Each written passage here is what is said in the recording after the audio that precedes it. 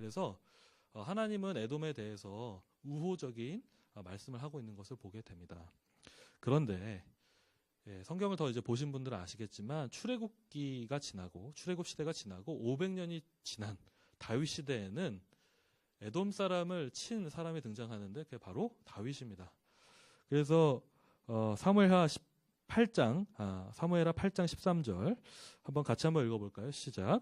다윗이 소금 골짜기에서 에돔 사람 18,000명을 쳐 죽이고 돌아와서 명성을 떨치니라. 다윗은 어떻게 했습니까? 에돔 사람을 18,000명이나 똑같이 아마샤가 소금 골짜기에서 이제 에돔 사람을 죽이게 되는데 더 많은 죽음을 행하게 하는 것을 우리가 볼 수 있습니다. 그러면 다윗은 하나님 말씀을 불순종했는가 아니면 순종했는가? 이 부분이 굉장히 중요하겠죠. 그런데 다윗은 하나님 말씀에 순종했던 사람이었습니다. 그래서 바로 그 다음 절에 14절은 이제 뭐라고 얘기하냐면 같이 읽겠습니다. 시작. 다윗이 에돔의 수비대를 두되 온 에돔의 수비대를 두니 에돔 사람이 다 다윗의 종이 되니라. 다윗이 어디로 가든지 여호와께서 이기게 하셨더라. 아멘. 그러니까 에돔에 대한 승리에 대해서 여호와께서 이기게 하셨다 이렇게 평가하는 것을 볼 때 에돔에 대해서 다윗이 전쟁한 것은 불순종이 아니라 순종한 것이었다라고 우리는 이해할 수 있다는 것입니다. 그렇다면 여러분 아마샤의 에돔과의 전쟁은 그러니까 남유다와 에돔과의 전쟁은 어떻게 바라봐야 할까요? 우리는 참 분간하기 어렵습니다.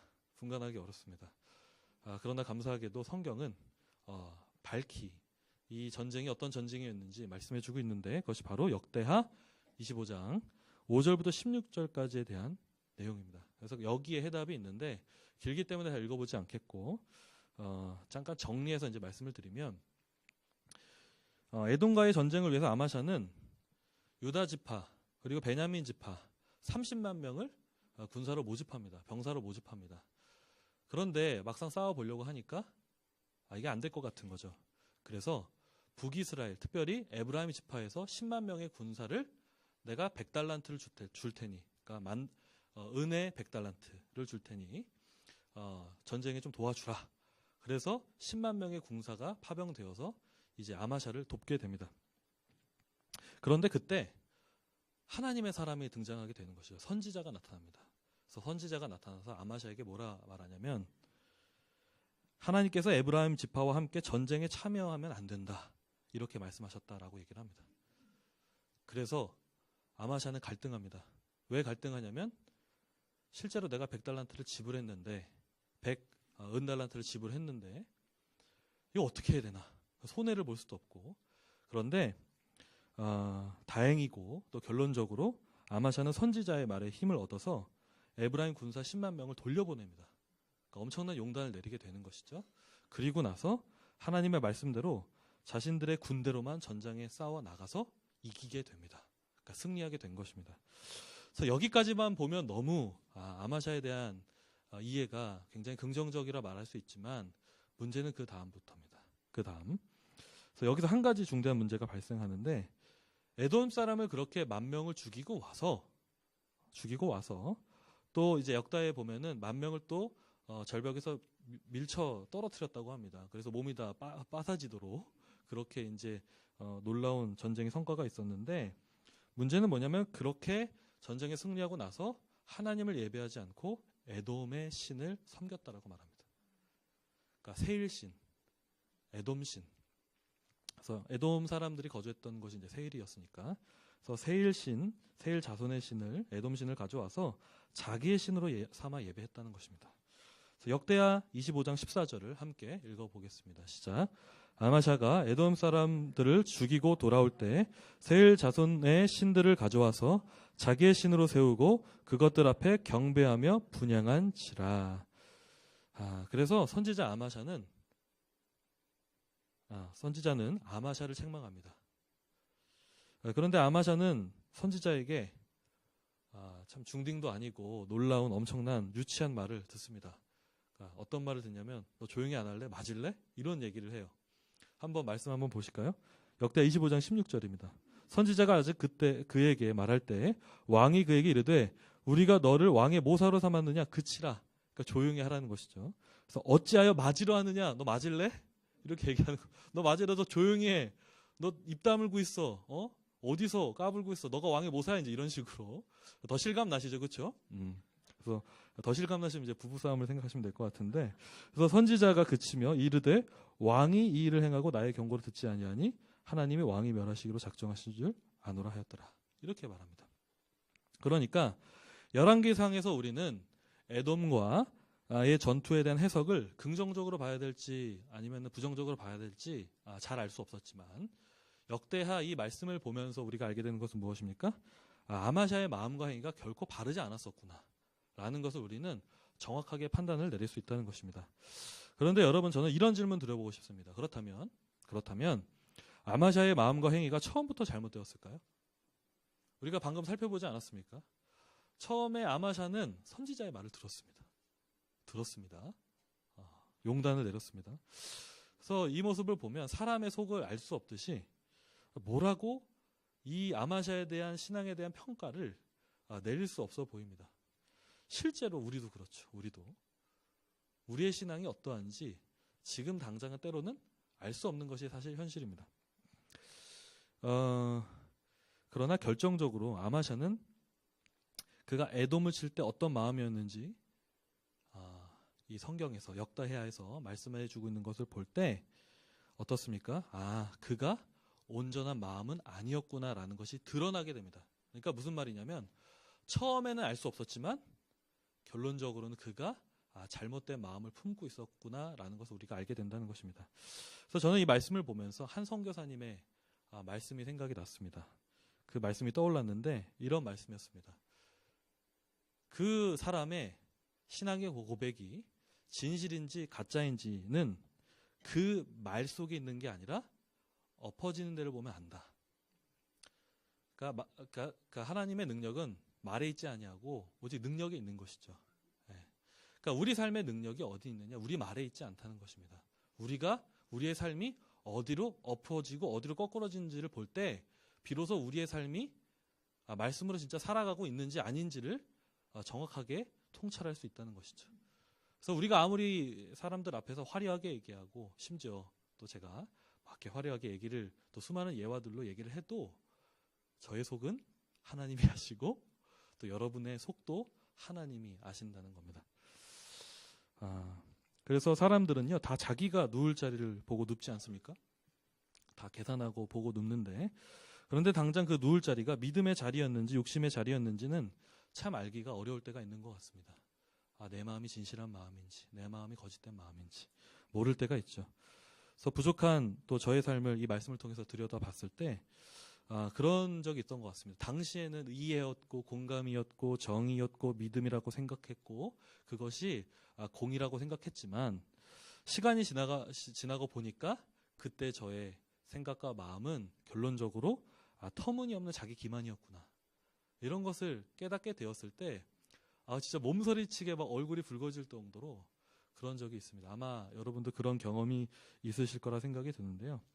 그러니까 저와 여러분의 삶의 자리에서 결론은 진리가 되어야 하고 끝까지, 그러니까 오늘 하루만 오늘 우리의 생각만이 되어야 하는 것이 아니고 오늘 자고 나서 그 다음날 계속적으로 우리 끝까지 진리가 결론이 되어야 한다는 것입니다. 그래서 아마샤의 경우에는 무엇이 문제였습니까? 시작은 좋아 보였지만 결론은 진리가 되지 않았고 자기 욕심이 결론이 되니까 어떻게 됩니까? 진리가 변질이 되고 또 이상하게 삶이 꼬여지게 되는 것을 보게 됩니다. 그래서 이것과 관련해서 통찰을 주는 말씀이 하나 있는데 말씀 한번 같이 읽어보겠습니다. 디모데전서 6장 5절입니다. 시작. 마음이 부패해지고 진리를 잃어버려 경건을 이익의 방도로 생각하는 자들의 다툼이 일어나느니라. 아멘. 마음이 부패해지고 진리를 잃어버리는 사람들은 경건을 실천하지 않는 사람들이 아닙니다. 경건을 실천하는 사람들입니다. 경건을 실천하지 않아도, 그러니까 물론 이제 참된 경건이 무엇이냐 얘기했을 때는 좀 다른 얘기로 바뀌어질 수 있지만 우리가 이제 기본적인 경건을 말할 때 뭐라고 이해합니까? 말씀과 기도 생활을 말하죠. 그러나 그렇게 실천하지 않는 사람들이 마음이 부패해지고 진리를 잃어버리는 게 아니라 우리가 경건을 실천할지라도 경건을 이익의 방도로 생각하는 사람들은 마음이 부패해지고 진리를 잃어버린다는 것입니다. 그래서 결론은 그 안에서 다툼이 일어나게 된다는 것이죠. 그래서 진리를 말하나 진리가 아닐 때가 있습니다. 진리를 말하지만 자기 욕심이 드러날 때가 있습니다. 나의 이익의 방도로서 진리로 상대방을 공격하고 결국에는 내가 얻는 것을 얻고 싶어하는 것들이 참 우리의 더러운 욕심 속에서 분명하게 드러날 때가 분명히 있죠. 당시에는 때로 모를 때도 있는데 돌이켜보면 우리의 얼굴을 참 이렇게 부끄럽게 만들 때가 있지 않습니까? 그래서 아이러니하게 여러 교회에서 크고 작은 다툼이 일어나게 되는 것을 보고 듣게 될 때 진리가 설명되지 않아서 문제가 일어나는 것이 아니죠. 교회의 다툼은, 성도의 다툼은, 크고 작은 다툼은 진리가 선포되어지고 진리가 설명되어지지가 않아서가 아니라 자기 욕심과 이익과 자기 자존심 때문에 또한 교회와 목회를 성공과 자랑과 숫자로 수단으로 삼기 때문에 다툼이 일어나는 것이죠. 사랑하는 여러분, 우리는 아마샤를 보면서 하나님께서 우리의 과정과 온전한 마음을 보시고 현재 우리가 어디에 엎어져 있는지를 보고 계신지를 기억하시기를 바랍니다. 그래서 우리가 바른 대로 엎어지는 것을 우리 주님은 바라시고 소원하신다는 것입니다. 그래서 여기서 우리는 그래도 목사님 전 아마샤 정도는 아닌데요. 그렇게 이제 받아들이시면 안 됩니다. 성경은 삼행치로 읽는 소설이 아닙니다. 나와 거리가 있는 어떤 객체로서 성경을 읽는 것이 아니고 그 3인칭에 누구를 넣어야 됩니까? 나를 넣어야 됩니다. 나 1인칭이 나를 넣어야 하는 것입니다. 근데 또 공교롭게 옆에 있는 사람 넣으면 됩니까? 안 됩니까? 옆에 있는 사람 넣게 되면은 갑자기 이제 마음속에 분노가 일어나게 되고 그 사람이 어떤 사람인지 막 판단하게 되고 하게 되는데 여러분 먼저는 우리 자신을 아마샤에 넣어야 합니다. 그래서 나를 넣으셔서 읽으셔야 하고 그래서 그 가운데 그리스도의 십자가를 생각하셔야 하고요. 그리고 하나님 앞에 그 가운데 서시고 성령님의 도우심을 구해야겠죠. 우리가 얼만큼 때로는 뭐 이렇게 신앙 안에서 잘 살아온 흔적들도 있지만 또 분명히 부족한 점들이 우리 안에 느껴지는 부분들이 있지 않습니까? 그러나 성령 우리를 도우십니다. 성령을 도우신다는 것을 믿고 1인칭 앞에 서서 하나님 앞에 객관적으로 서서 그렇게 자신을 살피는 저와 여러분 되게 소망합니다. 그래서 예배당과 가정에서 늘 일어나는 사고가 무엇입니까? 하나님의 인재의식 없이 본문이 말하는 3인칭에 전혀 나를 넣지 않고 판단하는 것이죠.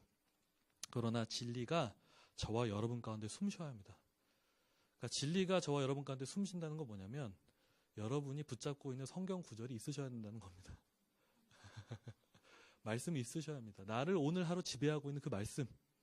그래서 저 개인적으로는 빌립보서 4장 6절 7절 말씀을 개인적으로 막 은혜롭게 붙잡고 있는데 그래서 너희는 아무것도 이제 두려워하지 말고 이렇게 모든 일을 기도와 간구로 너희 구할 것을 감사함으로 하나님께 아뢰라. 그리하면 하나님의 지각이 하나님의 모든 지각이 맞나요? 결국에는 우리의 마음과 평강을 지키시리라. 엄청 제가 한 100번 넘게 외웠거든요. 긴장돼가지고 이게 싹 잊어지게 되는데 역시 여러분이 더 고수십니다.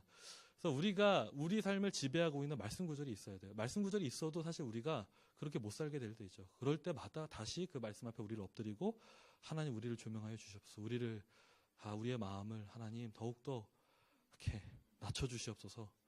남보다 나를 낮게 여기시고 내가 남을 더 높게 여기게 하여 주시옵소서. 그렇게 우리가 나가야 되지 않겠습니까?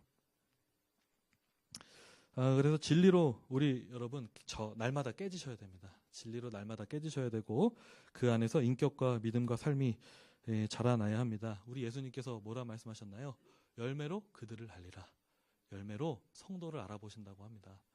우리가 화려한 말 얼만큼의 정말 놀라운 설교를 하는지 주님이 그걸 보신다기보다 정말 우리의 삶, 우리의 열매가 정말 그리스도 안에서 얼만큼 풍성하게 열매 맺고 있는지 그것들을 보신다고 우리가 기억할 때 우리가 그 열매를 맺기 위해서 날마다 주님의 말씀 앞에 엎드려져야 하는 줄 믿습니다. 그리고 마지막으로 아마샤의 세 번째 행적을 보겠습니다. 8절부터 14절까지인데 유다와 이스라엘이 전쟁을 치르고 결국에는 유다가 패배하는 행적을 보여주게 됩니다. 여기서 유다의 왕은 아마샤였죠. 그래서 여기서 전쟁에서 패배한 이유가 무엇입니까? 핵심적인 이유는 역대하 25장 20절 말씀입니다. 열왕기상에 나와 있지 않습니다. 같이 읽겠습니다. 같이 읽습니다. 아마샤가 듣지 아니었으니 이는 하나님께로 말미암은 것이라. 그들이 에돔 신들에게 구하였으므로 그 대적의 손에 넘기려 하심이더라. 아멘. 물론 이 전쟁은 하나님께서 허락하신 전쟁도 아니었지만 결정적인 패배의 원인은 에돔 신을 섬긴 아마샤로 인해서 유다를 북이스라엘에 넘겨주신다는 주님의 뜻 때문에 그 전쟁에서 패배하는 것을 보게 됩니다. 그러니까 하나님의 주권이라는 것이죠. 그런데 우리가 여기서 주목해 봐야 할 사실이 뭐냐면 이 전쟁의 패배 발단이 있습니다. 그게 바로 누구냐면 아마샤입니다. 아마샤. 우리는 하나님의 주권을 말하고 하나님의 도우심을 말하지만 때로는 실패하고 신앙적으로 성공할 때, 그러니까 세상적인 성공이 아니라 신앙적으로 성공할 때 분명히 무엇이 있습니다. 그죠? 실패하게 되면 그 무엇에 대한 실패가 분명히 있고 또 성공하게 되면 무엇에 대한 분명 뭐가 있습니다. 그러니까 하나님의 주권 속에 있지만 믿음의 사람은 그 믿음의 행적들을 남기기 때문에 하나님께서 그 손을 도우셔서 어떤 좋은 결과를 나타나게 하시고 어떤 죄를 짓고 또 하나님 앞에 불순종하는 사람들은 그에 또 마땅한 때로 은혜를 허락하셔서 아무것도 아닌 것처럼 하실 수 있지만 우리가 구약에 있는 또 신약에 있는 수많은 말씀들을 살펴볼 때 하나님 앞에 불순종은 때로는 우리의 마음이 힘들어지게 되고 그죠? 죄로 인해서 근심하게 되니까 또한 우리 실제 삶에서 또한 우리 자녀들의 삶을 놓고 봤을 때도 우리의 어떤 격분함과 어떤 과격함이 우리 자녀들에게 전달될 때 우리 자녀들이 어떻게 반응하게 됩니까? 복음적이 아니고 그것에 대한 오히려 신앙에 대한 반감을 가지고 나아가게 되는 것을 보죠. 그러니까 하나님 주권 안에 있지만 성도의 책임에 대해서 우리는 회피할 수는 없을 것입니다. 그런데 이 본문을 우리가 들여다봤을 때 아마샤의 잘못에서부터 이 전쟁이 이 시타락에 꼬여서 전쟁이 발발하게 되는 것을 우리가 바라보게 됩니다. 그래서 그걸 어떻게 우리가 이해할 수 있냐면 먼저는 그 전쟁의 국면이 어떻게 일어나냐면 본문 8절입니다. 그래서 아마샤가 이스라엘 왕 요아스에게 우리가 서로 대면하자 이렇게 얘기를 하는데 그러니까 싸우자고 이제 도발을 하는 것이죠. 도발을 하고 그런데 이렇게 싸우게 되는 원인을 성경에서 찾아보면 두 가지 축되는데 하나는 10절에 요아스의 말을 빌리면 그가 에돔을 쳐서 승리한 교만함 때문이다. 이렇게 이제 우리가 생각할 수 있겠고요. 두 번째는 이스라엘에 대한 보복이었기 때문에 그가 전쟁을 시작했다라는 견해가 또 있습니다. 그래서 일전에 에돔과의 전쟁을 치렀죠. 그때 10만 명의 병사를 뒤로 물리지 않았습니까? 그게 이제 화근이 되었던 것입니다. 뭐냐면 그때 돌아가는 에브라임 군대는 그냥 돌아가지 않았습니다. 어떻게 돌아갔냐? 유다 성읍에서 약탈하고 3만 명의 백성을 죽입니다. 왜 죽였을까요? 뭐 성경에 나와 있지 않지만 열받았으니까. 성경에 나와 있죠. 그래서 같이 한번 읽어볼까요? 13절 읽겠습니다. 10절과 13절 같이 읽겠습니다. 시작. 아마샤가 이에 에브라임에서 자기에게 온 군대를 나누어 그들의 고향으로 돌아가게 하였더니 그 무리가 유다 사람에게 심히 노하여 분연히 고향으로 돌아갔더라. 13절입니다. 아마샤가 자기와 함께 전장에 나가지 못하게 하고 돌려보낸 군사들이 사마리에서부터 베토론까지 유다 성읍들을 약탈하고 사람 3,000명을 죽이고 물건을 많이 노락하였더라. 이렇게 말합니다. 그래서 아마샤는 에돔과의 전쟁 후에 이스라엘의 피해에 대한 복수 때문에 전쟁을 치르려 했다는 견해가 있습니다.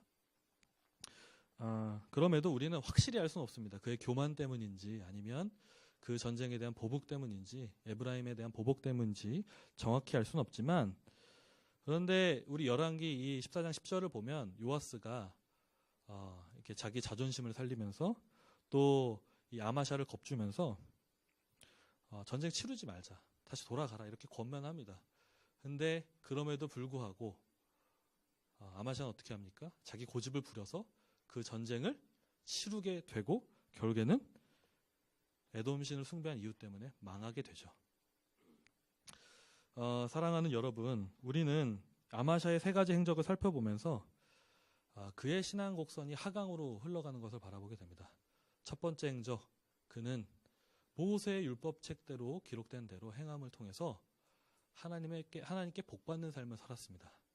그런데 두 번째 때 그의 선택은 어쩐지 정확히 할 수 없지만 결론은 진리가 아니었고 그의 욕심이었고 타락하게 되는 것을 보게 되고요.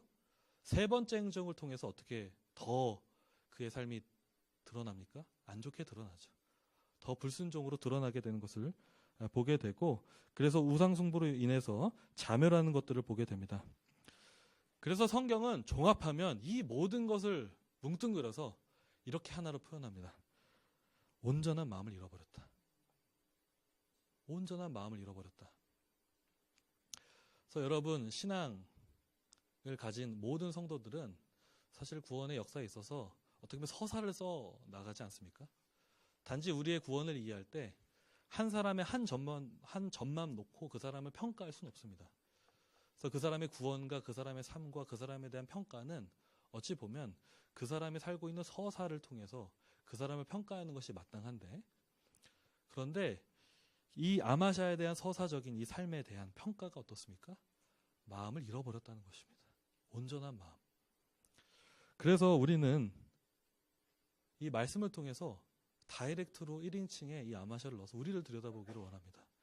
여러분의 삶의 그 구원의 서사 속에서 여러분의 마음은 온전합니까? 아니면 온전하려고 하고 계십니까? 그래서 성경은 오늘 말씀과 관련하여 우리에게 아마샤를 1인칭으로 둬서 이렇게 권면하는 것 같습니다. 말씀 두 구절을 한번 같이 보고 싶은데요. 마태복음 5장 8절과 신명기 10장 16절입니다. 같이 읽겠습니다. 시작. 마음이 청결한 자는 복이 있나니 그들이 하나님을 볼 것이며 그러므로 너희는 마음의 할례를 행하고 다시는 목을 곧게 하지 말라. 아멘. 하나님을 향한 여러분의 마음은 어떠십니까? 무엇이든 성령께 간구하는 이 밤이 되시길 소망합니다. 그러니까 믿음의 삶이 때로는 나락으로 떨어지는 것 같은 느낌을 맛볼 수가 있습니다. 그것이 우리의 죄 때문일 수 있고 아니면 우리의 어떤 환경 때문일 수도 있습니다. 그래서 어찌 보면 지금 우리 스스로를 평가하는 것은 한편으로는 또 어리석은 일일지 모릅니다.